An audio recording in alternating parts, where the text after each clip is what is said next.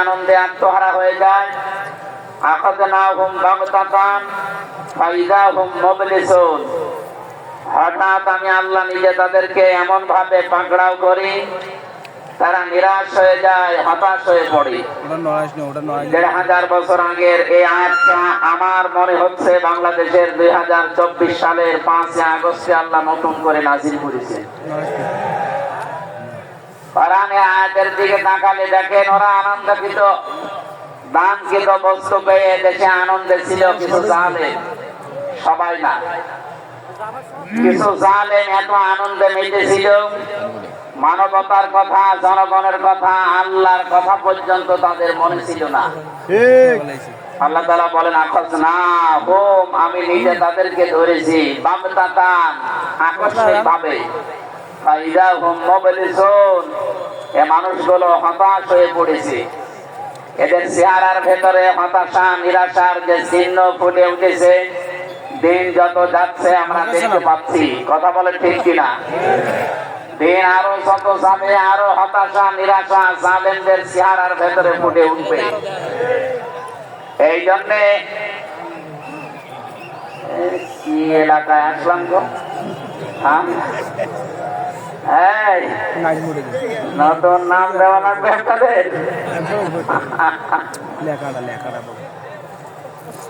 কোরআনে কারীম যারা শুনতে আসে তাদেরকে আল্লাহ কিছু দায়িত্ব দিয়েছেন। ফাসতামিউ লাহু ওয়া আনসিতু, শুনতে হবে, চুপ থাকতে হবে, দুইটাই ফরজ।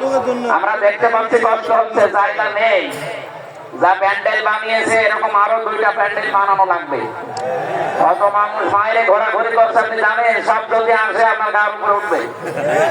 এখানে অন্তত ওরা বিভিন্ন বাদাম খাচ্ছে, খাক, ভেতরে না আসে। ওরা এখানে আসলে আপনি প্যাকেট হয়ে যাবে। বহু মানুষ, আমি তো চুরি করে এসেছি, আমি যদি স্লোগান দিতে দিতে আসতাম আমার মনে হয় আধা ঘন্টা লাগতো। কাউকে না বলে ড্রাইভারকে সাথে নিয়ে আসতে করে চলে এসেছি, তা উঠেছি এই দিক দিয়ে। আশা করছি আপনারা আল্লাহর কোরআন শুনতে যারা এসেছেন সওয়াবের নিয়তে এই 2টা কথা একটু মেনে নিন। কষ্ট হলেও স্বীকার করেন যে ইবাদতে কষ্ট বেশি, ওই ইবাদতে সওয়াব বেশি।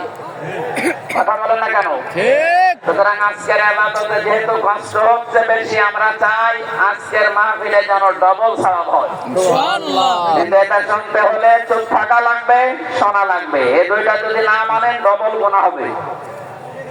সাদগায়ে জারিয়া যেমন হয়, গুনাহে জারিয়া আছে। অনেকে মনে করে শুধু সাদগায়ে জারিয়া, মসজিদ বানিয়ে দিলাম, কিন্তু বানানোর আগে চিন্তা করে না যে টাকাটা কিসে। ঘুষের টাকা, সুদের টাকা দিয়ে মসজিদ বানালে সাদগায়ে জারিয়া হবে না গুনাহে জারিয়া হবে? এখানে যারা এসেছেন শুনতে, আইয়ামে জাহিলিয়াত চলে গেছে, আওয়ামে জাহিলিয়াত চলে গেছে। কথা বলেন না কেন? আমরা কোরআনে কারীমের যে রং, এইটা এখন সামনে দেখতে চাই।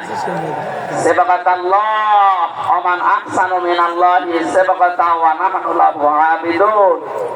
তোমরা আল্লাহর রঙে রঙিন হও। আল্লাহর চাইতে সুন্দর রং পৃথিবীতে আর কারো আছে?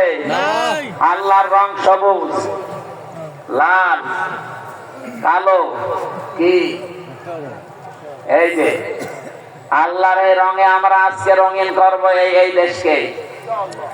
53 বছর তো দেখেছি এ দেশকে বিভিন্ন জিনিস দিয়ে অনেকে চালিয়েছে। কথা বলেন না কেন? বাবা চালিয়েছিল, আমরা তো দেখিনি। আজকের সভাপতি ডাক্তার শামসুল আলম হয়তো দেখতে পারে, দুর্ভিক্ষে মানুষ মারা গেছে। আমি কি বানিয়ে বললাম? বাবা চালিয়েছিল এই দেশটা, দুর্ভিক্ষে মানুষ মারা গেছে। স্বামী চালিয়েছিল কারো কারো, আপনাদের চাচাও চালিয়েছে, যেভাবেই হোক। ভাবি চালিয়েছে, ববু চালিয়েছে। কথা বলে না কেন? যদিও ববু এই 8-9 দিন ধরে একটা মিথ্যা কথা সারা বিশ্বের মডেলদেরকে শোনাচ্ছে যে আমি নির্বাচিত ছিলাম, আমাকে উৎখাত করা হয়েছে। এটা দা মিথ্যা কথা। আজকে ডক্টর হাবিব সাহেব বলছিলেন না, হুয়া যে তাবাকুম আল্লাহ পাক বলেন তিনি সে আল্লাহ যিনি তোমাদেরকে নির্বাচিত করেন। এই যে লক্ষ লক্ষ নবীর উম্মত থেকে উম্মতি মুহাম্মদী হিসাবে আল্লাহ আমাদেরকে নির্বাচিত করেছে। নির্বাচিত করা লাগে যে পদ্ধতির মাধ্যমে, তার নাম নির্বাচন।